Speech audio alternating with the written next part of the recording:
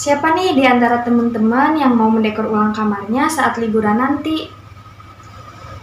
Sadar gak sih ketika kamu mendekor ulang kamar baru kamu, tanpa disadari ada konsep usaha di dalamnya. Sebelum kamu memahami tentang usaha, kamu juga harus tahu nih, apa yang dimaksud dengan gaya. Bukan gaya-gayaan ya. Lalu, apa gaya tersebut? Gaya adalah cara untuk membuat benda bergerak ataupun berhenti. Contohnya adalah saat kamu mendorong meja belajar kamu dengan posisi yang baru. Hal tersebut merupakan sebuah gaya yang kamu lakukan terhadap sebuah meja. Lalu, apa bedanya gaya dengan usaha?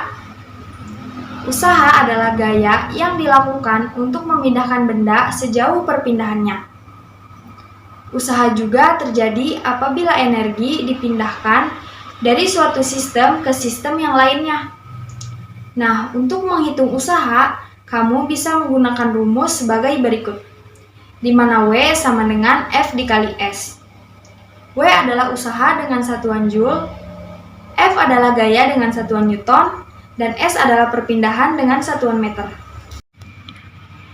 Berikut ini adalah contoh soal usaha.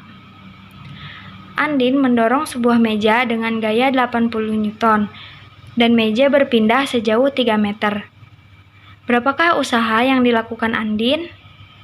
Nah, mari kita cari tahu jawabannya. Diketahui F sama dengan 80 Newton. Kemudian S sama dengan 3 meter. Nah, yang ditanyakan adalah W atau usahanya. W sama dengan F dikali S. F telah diketahui sebesar 80 Newton dan S telah diketahui sepanjang 3 meter. Jadi, F dikali S sama dengan 80 dikali 3. Hasilnya adalah 240 Joule. Suatu hari, Aldebaran membantu nenek mengumpulkan kayu bakar di kebun.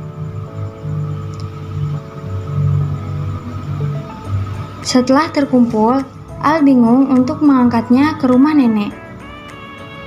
Di kebun nenek ada keranjang pikul dan gerobak roda 1. Ayo bantu Al, alat apakah yang dapat digunakan untuk mengangkut kayu bakar? Ya, benar. Al menggunakan gerobak roda 1 untuk mengangkut kayu bakar ke rumah nenek. Tahukah kalian bahwa gerobak roda 1 adalah salah satu contoh pesawat sederhana? Nah, apakah pesawat sederhana itu? Pesawat sederhana adalah alat yang dapat mempermudah pekerjaan. Ayo perhatikan beberapa jenis pesawat sederhana berikut ini. Ada pengungkit atau tuas.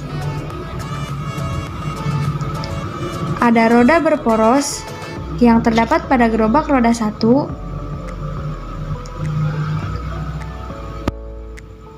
Ada katrol yang biasa digunakan di sumur untuk menimba air. Ada bidang miring yang berguna untuk menaikkan benda ke tempat yang lebih tinggi. Semakin panjang bidang miring yang digunakan, semakin kecil gaya yang dikeluarkan untuk menaikkan benda tersebut. Nah, selanjutnya yaitu prinsip kerja pesawat sederhana pada sistem gerak manusia. Contohnya yaitu ketika kita bermain badminton atau bulu tangkis. Yang pertama ada pengungkit jenis 1. Titik tumpu berada di antara kuasa beban. Hal ini terjadi ketika pemain bulu tangkis menggunakan otot leher untuk menengadahkan kepalanya. Kedua ada pengungkit jenis 3. Kuasa terletak di antara titik tumpu dan beban. Nah, kondisi ini terjadi ketika pemain bulu tangkis menegakkan otot lengan dan bahu. Selanjutnya ada pengungkit jenis 2. Beban berada di antara titik tumpu dan kuasa. Kondisi ini terjadi ketika otot betis pemain bulu tangkis mengangkat beban tubuhnya dengan bertumpu pada jari kakinya.